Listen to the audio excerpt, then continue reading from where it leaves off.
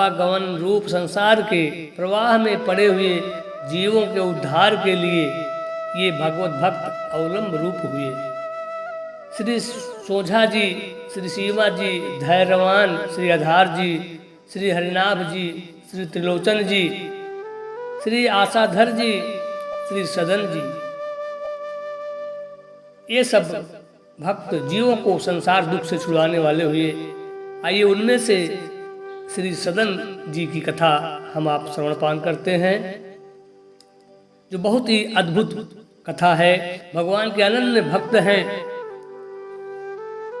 इस कथा को हम लोग श्रवणपान करते हैं। प्राचीन समय में सदन नामक कसाई जाति के एक भक्त हो गए हैं। यद्यपि ये जाति से कसाई थे, फिर भी इनका हृदय दया से पूर्ण था। आजीविका के लिए और कोई उपाय न होने से दूसरों के यहाँ से मांस लाकर बेचा करते थे। स्वयं अपने हाथ से पशु वध नहीं करते थे। इस काम में भी इनका मन लगता नहीं था, पर मन मारकर जाति व्यवसाय होने से करते थे। सदन का मन तो श्री हरि के चरणों में रम गया था। रात दिन वे केवल हरि हरि करते रहते थे। भगवान अपने भक्त से दूर नहीं रहा करते। सदन के घर में वह सालग्राम रूप से विराजमान थे। सदन को इसका पता नहीं था। वह तो सालग्राम को पत्थर का एक बाट समझते थे और उनसे मांस तौला करते थे। एक दिन एक साधु सदन की दुकान के सामने से जा रहे थे कि उनकी दृष्टि उस सालिग्राम पत्थर पर पड़ गई और वो भगवान को पहचान गए। मांस विक्रेता कसाई के यहाँ अपवित्र स्थल में सालग्राम जी को देखकर साधु को बड़ा क्लेश हुआ। सदन से मांग कर वह सालग्राम को ले गए। सदन ने भी प्रसन्नता पूर्वक साधु को अपना वह चमकीला बाट दे दिया। साधु बाबा कुटिया पर पहुंचे। उन्होंने विधि पूर्वक सालग्राम जी को नहलाया, गंगा जल से नहलाया, जल से स्नान कराया और उनकी पूजा अर्चना वंदना की। परंतु भगवान को उससे प्रसन्नता नहीं हुई। रात में उन साधु को स्वप्न में भगवान ने कहा, तुम मुझे यहाँ क्यों ले आए? मुझे तो अपने भक्त सदन के घर में ही बड़ा सुख मिलता था। जब वह मांस तौलने के लिए मुझे उठाता था, तब उसके शीतल स्पर्श से मुझे अत्यंत आनंद मिलता था। मुझे सदन के बिना एक क्षण चैन नहीं पड़ता।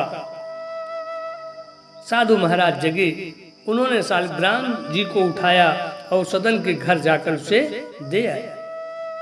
साथ ही उसको भगवत कृपा का महत्व भी बताए। सदन को जब पता लगा कि उनका यह बटखरा तो भगवान सालग्राम है, तब उन्हें बड़ा पश्चाताप हुआ। अपने व्यवसाय से घृणा हो गई। वह सालग्राम जी को लेकर पुरुषोत्तम क्षेत्र श्री जगन्नाथपुरी को चल पड़े। मार्ग में संध्या समय सदन जी के एक गांव में एक गृहस्थ के घर ठहरे। उस घर में स्त्री पुरुष दो ही व्यक्ति थे। स्त्री का आचरण अच्छा नहीं था। वह अपने घर ठहरे हुए इस स्वस्थ सुंदर सबल पुरुष पर मोहित हो गई। आधी रात के समय सदन जी के पास आकर वह अनेक प्रकार की अशिष्ट चेष्टाएं करने लगी। यह देख वे हाथ जोड़कर बोले, तुम तो मेरी माता हो, अपने बच्चे की परीक्षा मत लो। माँ, मुझे तुम आशीर्वाद दो। उस स्त्री ने समझा कि मेरे पति के भय से ही यह मेरी बात नहीं मानता। वह गई और तलवार लेकर सोते हुए अपने पति का सिर उसने काट दिया और कहने लगी, प्यारे अब डरो मत, मैंने अपने पति का सिर काट डाला है, अब तुम मुझे स्वीकार करो। सदन भय से कांप उठे। स्त्री ने अनुनय विनय करके जब देख लिया कि उसकी प्रार्थना स्वीकार नहीं हो सकती, तब द्वार पर आकर छाती पीट पीट कर रोने लगी। लोग उसका रुदन सुनकर एकत्र हो गए। उसने कहा, इस यात्री ने मेरे पति को मार डाला है और यह मेरे साथ बलात्कार करना चाहता था। लोगों ने सदन को खूब भला बुरा कहा, कुछ ने मारा भी, पर सदन ने कोई सफाई नहीं दी। मामला न्यायाधीश के पास गया। सदन तो अपने प्रभु की लीला देख रहे थे, अतः अपराध न करने पर भी अपराध स्वीकार कर लिया। न्यायाधीश की आज्ञा से उनके दोनों हाथ काट लिए गए। सदन के हाथ कट गए, रुधिर की धारा चलने लगी। उन्होंने इसे अपने प्रभु की कृपा ही माना। उनके मन में भगवान के प्रति तनिक भी रोष नहीं हुआ। सच्चे भक्त का यही नियम होता है कि वे उनके ऊपर पड़ने वाले संकट या कष्ट को कभी वो हमेशा प्रभु की कृपा ही मानते हैं। उनसे कभी कोई कष्ट या उनसे कोई दुख प्रभु के प्रति नहीं होता। किसी ने ठीक ही कहा है, भक्त कहता क्या, कितना सुंदर भाव है भक्त का कि प्रभु चाहे जो भी करे वो उनसे उनका प्रसाद ही मांगता है। कहता क्या है कि तेरी कृपा की शिकायत करूं तो ये मेरे प्रभु की तौहीन होगी। तेरी कृपा की शिकायत करूं तो ये मेरे प्रभु की तौहीन होगी। मेले में होंगी न मंदिर में होंगी, ये आपस की बातें अकेले में होंगी। तेरी कृपा की शिकायत करूं तो ये मेरे प्रभु की तौहीन होगी। भक्त अपने प्रभु को कभी दोष नहीं देता, कभी उनसे दुखी नहीं होता, उनसे नाराज नहीं होता। सदन को भी ऐसा हुआ। भगवान के सच्चे भक्त इस प्रकार निरपराध कष्ट पाने पर भी अपने स्वामी की दया ही मानते हैं। भगवान नाम का कीर्तन करते हुए सदन जगन्नाथपुरी को चल पड़े। उधर पुरी में प्रभु ने पुजारी को स्वप्न में आदेश दिया, मेरा भक्त सदन मेरे पास आ रहा है, उसके हाथ कट गए हैं, पालकी लेकर आओ और उसे आदरपूर्वक ले आओ।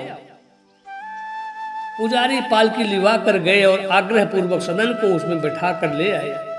सदन ने जैसे ही श्री जगन्नाथ जी को दंडवत करके कीर्तन के लिए भुजाएं उठाई, उनके दोनों हाथ पूर्ववत ठीक हो गए। प्रभु की कृपा से हाथ ठीक तो हुए, पर मन में शंका बनी ही रही कि वे काटे क्यों गए, क्यों काटे गए। रात में स्वप्न में भगवान ने सदन जी को बताया कि तुम पूर्व जन्म में काशी में सदाचारी विद्वान ब्राह्मण थे।